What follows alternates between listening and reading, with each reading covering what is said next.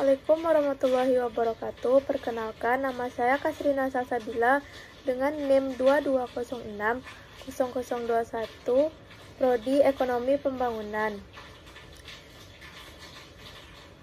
Baiklah, saya akan membuat tugas video mengenai penjelasan tentang metode dan distribusi sampling, yang mana dosen pengampunya yaitu Dr. Alphonse Satrianto, SE.ME. Pada materi pertama yaitu pengertian dan populasi sampel.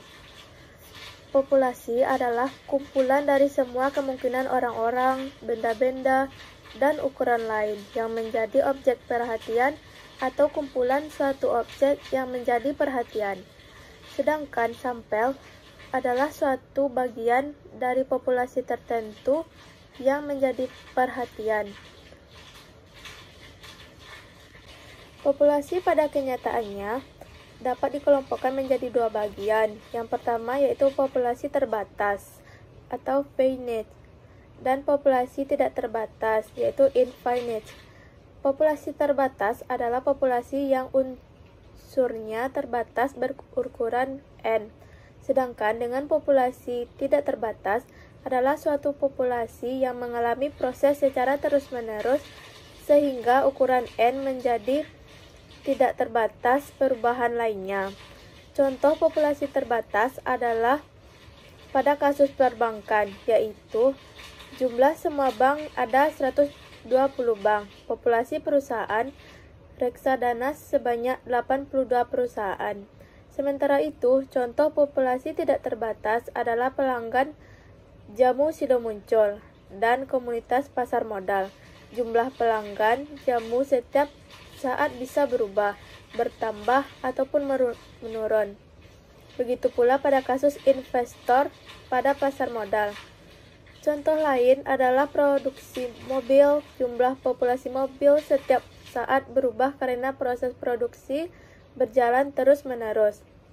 Oleh sebab itu, pada kasus populasi tidak terbatas, sulit untuk dapat melakukan pencatatan anggota populasi. Sampel merupakan bagian dari populasi. Dengan menggunakan sampel, maka dapat diperoleh suatu ukuran yang dinamakan statistik. Dalam statistika induktif, terdapat kecenderungan membuat kesimpulan umum yang didasarkan pada informasi dari sampel atau statistik.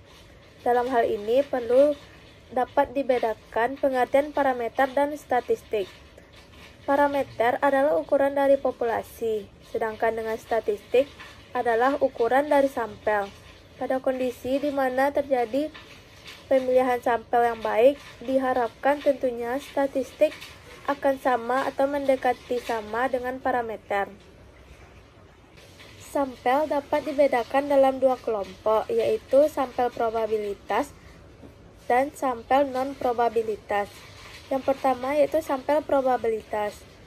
Merupakan suatu sampel yang dipilih sedemikian rupa dari populasi sehingga masing-masing anggota populasi memiliki probabilitas atau peluang yang sama untuk dijadikan sampel. Jadi, pada prinsipnya, apabila setiap anggota diberikan peluang yang sama, dinamakan sampel probabilitas. Sedangkan dengan pengertian sampel non-probabilitas merupakan suatu sampel yang dipilih sedemikian rupa dari populasi sehingga setiap anggota tidak memiliki probabilitas atau peluang yang sama untuk dijadikan sampel. Setiap sampel dari populasi mempunyai peluang yang berbeda untuk dijadikan sampel. Sampel non-probabilitas biasanya meliputi systematic sampling, queued sampling, accidental sampling, snowball sampling, dan purposive sampling. Penggunaan sampel untuk menarik kesimpulan dari populasi menjadi semakin penting karena seringkali menggunakan dari populasi dipandang kurang layak dengan mempertimbangkan beberapa hal berikut. Yang pertama yaitu mendata dan menghubungi seluruh populasi seringkali menghabiskan waktu. Pada kasus untuk mengetahui tingkat hasil investasi akan sangat tidak efisien untuk mendata dari 82 perusahaan reksadana atau 120 bank. Yang kedua yaitu biaya untuk mempelajari seluruh unsur dalam populasi sangat mahal. Apabila seluruh unsur populasi harus dipelajari, maka biaya dikeluarkan akan sangat mahal. Yang ketiga yaitu tidak mungkin menguji secara fisik seluruh unsur populasi. Akan sangat sulit menguji secara keseluruhan populasi yang sifatnya tidak terbatas. Pada kasus suku bunga bank, nilai tukar rupiah dan harga saham akan berubah setiap saat, bahkan setiap detik. Yang keempat yaitu sifat pengujian yang deskriptif. Sifat ini berlaku untuk populasi yang bersifat benda. Pada kasus uji standar mutu makanan, tidak mungkin melakukan uji mutu pada seluruh produk makanan. Oleh karena itu, kalau diuji semua, maka produksi akan habis diuji dan tidak ada yang akan dijual. Maka, untuk diuji mutu makanan digunakan sampel produksi seperti sampel harian atau jam tertentu. Pada dasarnya, metode pengambilan sampel dapat dikelompokkan menjadi dua bagian. Yang pertama yaitu probabilitas, probability sampling, dan sampel non-probabilitas, non-probability sampling. Metode penarikan sampel probabilitas adalah suatu metode yang memberikan kesempatan sama terhadap anggota populasi untuk menjadi sampel. Sementara itu, metode penarikan sampel non-probabilitas kebalikannya, yaitu tidak setiap anggota populasi memiliki probabilitas yang sama. Hal ini terjadi karena sampel diambil dengan pertimbangan khusus atau susunan sampling yang sistematis. Selanjutnya yaitu ada penarikan sampel acak sederhana. Penarikan sampel acak sederhana didefinisikan sebagai penarikan sampel acak sederhana merupakan pengambilan sampel dari populasi secara acak, memperhatikan strata yang ada dalam populasi dan setiap anggota populasi memiliki kesempatan yang sama untuk dijadikan sampel. Selanjutnya yaitu ada penarikan sampel acak terstruktur. Penarikan sampel acak terstruktur dilakukan dengan membagi anggota populasi dalam beberapa subkelompok yang disebut strata. Lalu suatu sampel dipilih dari masing-masing stratum. Pada populasi tidak berstrata, bisa terjadi salah satu dari tiga bentuk warna tidak terambil. Oleh sebab itu, metode stratifikasi dipergunakan untuk memperbaiki pendugaan ciri-ciri populasi dengan terlebih dahulu mengelompokkan populasi pada unsur yang sama, untuk mendapatkan tingkat homogenitas yang tinggi di masing-masing kelompok atau strata. Selain metode penarikan sampel terstruktur yang proporsional, juga ada yang non-proporsional. Metode non-proporsional digunakan untuk menentukan jumlah sampel apabila populasinya terstruktur, namun jumlahnya tidak atau kurang proporsional. Selanjutnya ada penarikan sampel cluster, cluster sampling. Penarikan cluster adalah teknik memilih sampel dari kelompok unit-unit yang kecil atau biasa disebut cluster dari sebuah populasi yang relatif besar dan tersebar luas. Anggota dalam setiap cluster bersifat tidak homogen, berbeda dengan anggota dalam penarikan terstruktur. Pada anggota cluster mirip dengan anggota populasi, namun dalam jumlah yang lebih kecil. Pada sampel terstruktur dari populasi dibuat unit kelompok atau stratum, di mana setiap stratum memiliki anggota atau unsur yang sama. Sedangkan pada sampel cluster terlihat bahwa pembentukan unit kelompok tidak didasarkan pada kesamaan anggota, tetapi membuat unit kelompok dengan jumlah anggota lebih kecil. Misalnya, apabila akan diadakan penilaian setiap semester terhadap lembaga keuangan, Pada kasus sampel terstruktur, maka seluruh lembaga keuangan di Indonesia dikelompokkan. Misalnya menjadi lembaga perbankan, bulat, lembaga asuransi dan pembiayaan segitiga, lembaga efek segi 5, dan lembaga keuangan lainnya segi 4. Setiap lembaga tersebut mempunyai anggota yang homogen. Namun, pada kasus sampel klaster berbeda, unitnya akan menjadi daerah. Misalnya, klaster 1 di daerah Kalimantan dengan 12 lembaga keuangan, 10 bank, 6 asuransi, dan 6 pembiayaan, 3 efek, dan 2 lembaga keuangan lainnya. Begitu seterusnya. Dengan per klaster, maka pada tingkat kedaerahan. Selanjutnya yaitu ada penarikan sampel secara sistematis, systematic random sampling. Penarikan sampel dikatakan sistematis apabila setiap unsur atau anggota dalam populasi disusun dengan cara tertentu, secara alfabetis, dari besar hingga kecil atau sebaliknya. Kemudian dipilih titik awal secara acak, lalu setiap anggota kekah dari populasi dipilih secara sampel. Selanjutnya yaitu ada penarikan sampel kuota, quote sampling. Penarikan sampel kuota adalah pengambilan sampel dari populasi yang mempunyai ciri-ciri tertentu sampai jumlah atau kuota yang diinginkan. Tujuan penarikan sampel kuota adalah untuk memperbaiki keterwakilan seluruh komponen dalam populasi. Maksud dari keterwakilan ini supaya seluruh karakteristik dalam populasi dapat terwakili dan tergambarkan dengan baik. Sebagai contoh, apabila akan dilakukan penelitian terhadap kinerja perbankan dari populasi sebanyak 120 bank dan ditentukan kuotanya adalah 50 bank. Kalau pengumpulan data belum mencapai 50, maka penelitian dianggap belum selesai dan penelitian harus diteruskan sampai mencapai kuota. Dan apabila dalam penelitian tersebut harus menggambarkan keterwakilan populasi dari perbankan, maka setiap kelompok harus mempunyai kuota. Terakhir yaitu ada penarikan sampel purposive atau biasa disebut purposive sampling. Penarikan sampel purposive adalah penarikan sampel dengan pertimbangan tertentu. Pertimbangan tersebut didasarkan pada kepentingan atau tujuan penelitian. Penarikan dengan sampel purposive dibagi menjadi dua cara, yaitu yang pertama convenience sampling, yaitu dengan sampel purposive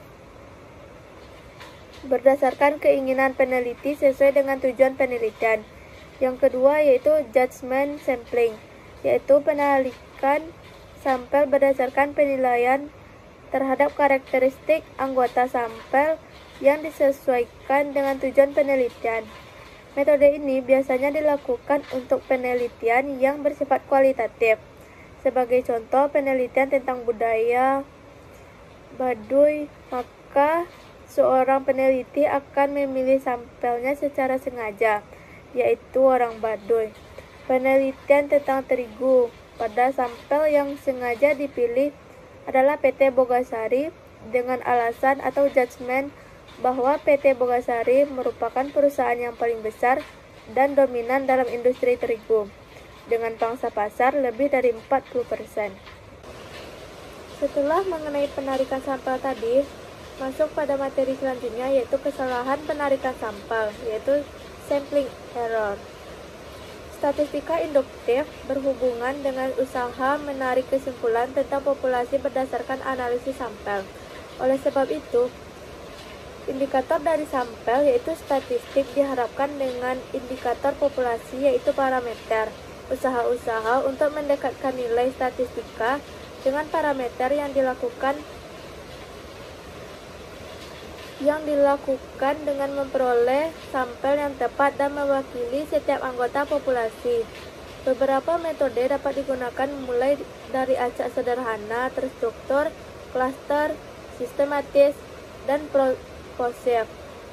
Untuk mendapatkan nilai statistik yang mendekati parameter, namun demikian Karena jumlah sampel hanyalah sebagian dari populasi, tidak dapat dihindari bahwa baik nilai rata-rata hitung maupun standar deviasi sampel tidak akan sama persis dengan nilai rata-rata hitung dan standar deviasi dari populasi.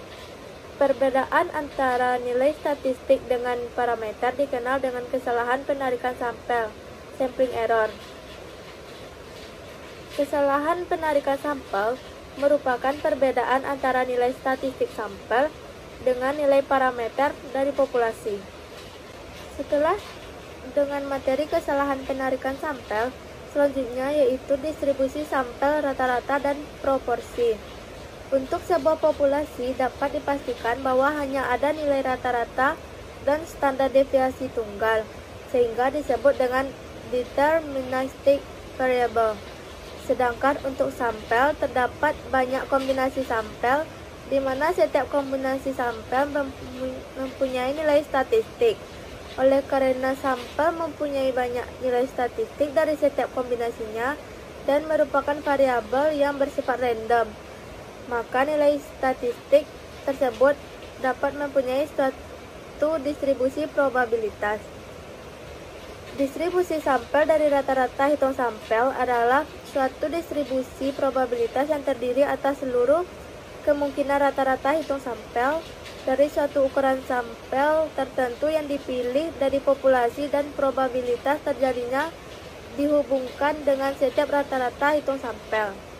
Selanjutnya yaitu ada distribusi sampling proporsi. Di samping terdapat distribusi sampling rata-rata, terdapat juga distribusi sampling proporsi. Kata proporsi menunjukkan persentase proporsi kali 100% dari sesuatu bagian atau unsur terhadap total bagian atau unsur. Dalam kehidupan sehari-hari kita sering mendengar hal-hal seperti jumlah karyawan bagian produksi 70% adalah pria. Nilai 70% tersebut menunjukkan proporsi karyawan pria terhadap jumlah keseluruhan karyawan adalah 70%, sehingga dapat disimpulkan bahwa sisanya yang sebesar 30% adalah karyawan wanita. Catatan lain misalnya tentang aset perbankan.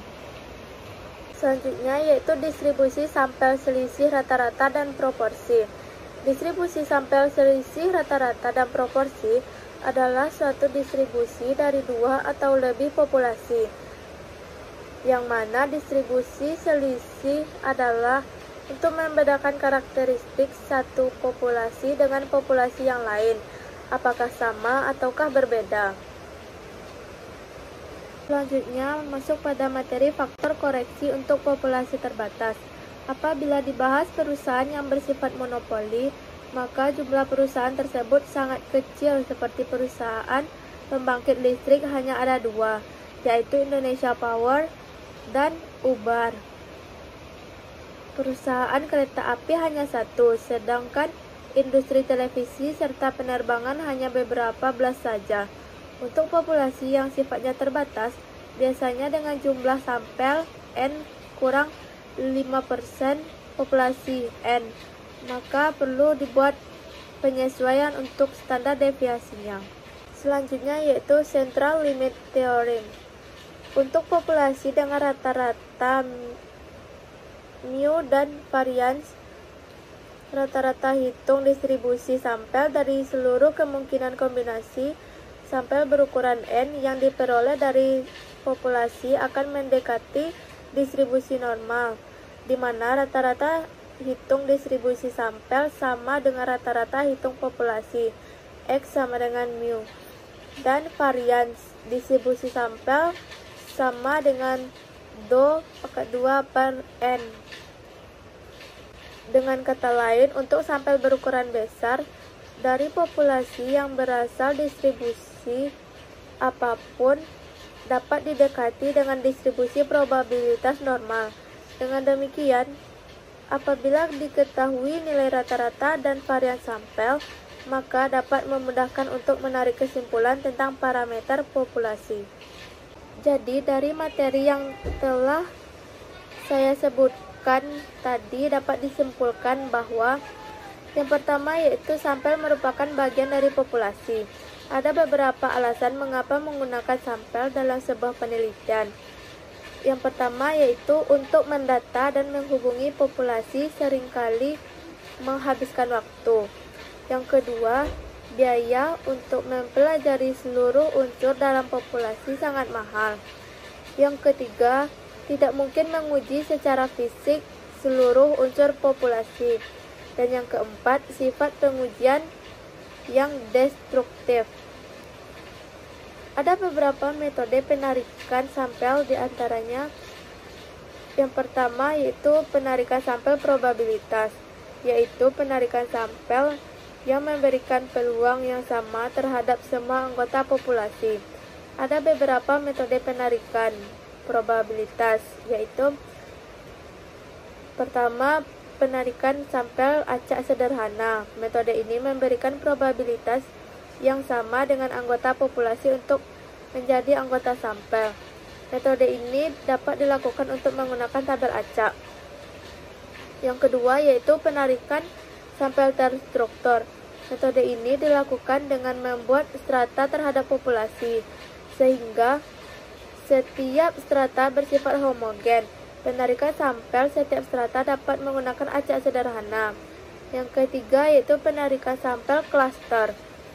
Metode ini membagi populasi dalam bentuk unit yang lebih kecil, namun masih heterogen. Pemilihan unit sampel dan jumlah dapat menggunakan acak sederhana. Yang kedua yaitu penarikan sampel non-probabilitas, yaitu penarikan sampel didasarkan pada penilaian atau karakteristik tertentu. Metode penarikan ini mungkin memberikan hasil yang biasa. Beberapa metode non-probabilitas yaitu satu, penarikan sampel secara sistematis, yaitu dilakukan dengan ukuran yang sistematis berdasarkan karakteristik tertentu.